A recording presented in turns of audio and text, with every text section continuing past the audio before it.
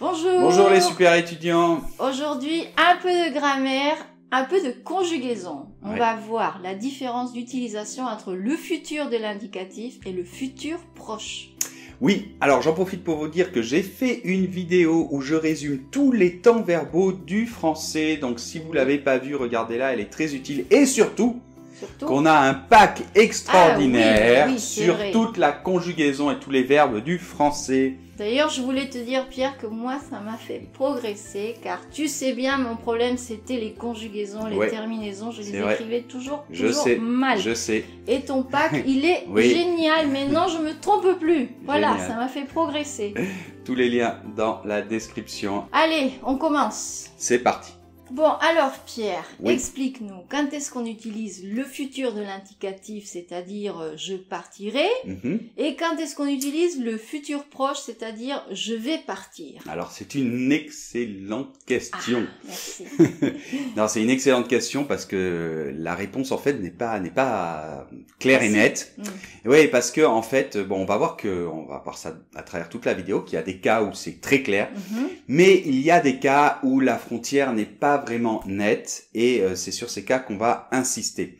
Il faut savoir aussi que le futur proche est de plus en plus utilisé aujourd'hui. Ah, ça fait plus dynamique. Ça fait plus dynamique et on l'utilise surtout beaucoup à l'oral. Allez, donc on va commencer d'abord par le futur de l'indicatif, après on verra le futur proche, et à la fin on verra un peu les deux, on les comparera, quelles sont les limites, les points communs, etc. Tout à fait. Donc premier point, on va voir le futur de l'indicatif. Oui, alors évidemment, le futur de l'indicatif, on l'utilise pour parler de l'avenir, du futur. Par exemple... Un jour, je saurai pourquoi tu as fait ça, Pierre. Mais en fait, on l'utilise souvent pour quelque chose éloigné dans le temps, et souvent, la date n'est pas vraiment précise. Le moment dans le temps n'est pas vraiment très précis. Par exemple, un enfant pourrait dire « Quand je serai grand, je serai professeur de français ». Enfin, Pierre, un enfant ne dirait jamais ça.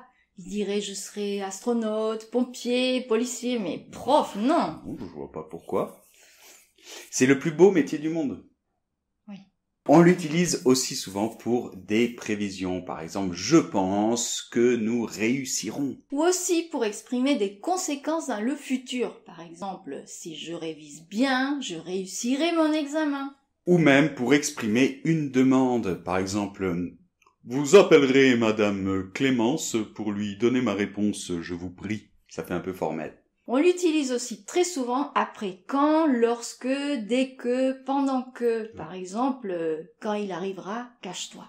Et bien sûr avec des expressions comme dans 20 ans, dans 30 ans, puisque c'est très éloigné dans le temps et c'est pas une date très précise. Maintenant, voyons le futur proche. Alors, il se construit avec le verbe aller au présent et l'infinitif du verbe qu'on veut conjuguer. Alors là, avec le futur proche, il s'agit généralement d'une action qui va être assez proche dans le temps et qui a un rapport avec la situation actuelle.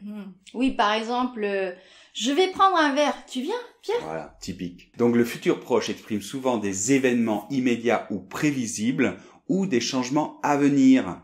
Oui, par exemple, je vais dire cet hiver, je vais aller voir ma tante à Montréal. Il est plus utilisé, comme on l'a dit, à l'oral, car il est plus dynamique. Mais en général, il est de plus en plus utilisé, non, Pierre? Oui, c'est la tendance actuelle depuis quelques années. Le futur proche. Et maintenant, passons au troisième point, on va comparer le futur proche et le futur de l'indicatif. Oui, alors le mieux c'est de le faire comme ça. On va commencer par les cas où c'est clair, il faut utiliser l'un ou l'autre. Et après on verra là où c'est un peu plus compliqué.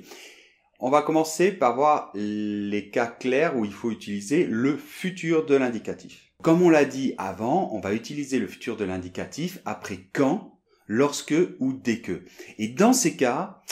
ce serait vraiment bizarre d'utiliser le futur proche. D'accord. Donc on dira quand tu arriveras, lorsque tu arriveras, dès que tu arriveras. On utilise aussi le futur de l'indicatif après des expressions comme dans 10 ans, un jour, on marchera sur Mars. Oui, parce que c'est éloigné dans le temps et c'est pas une date précise. On utilise aussi le futur de l'indicatif et pas le futur proche quand on exprime la condition après si. Donc après le si, on met un présent et après un futur de l'indicatif. Par exemple, s'il pleut, nous irons chez toi. Et maintenant, on va voir quand est-ce que c'est clair qu'on utilise le futur proche. Ça va être dans des cas où l'action va se passer immédiatement. Par exemple, je vais prendre un verre, Pierre, tu viens?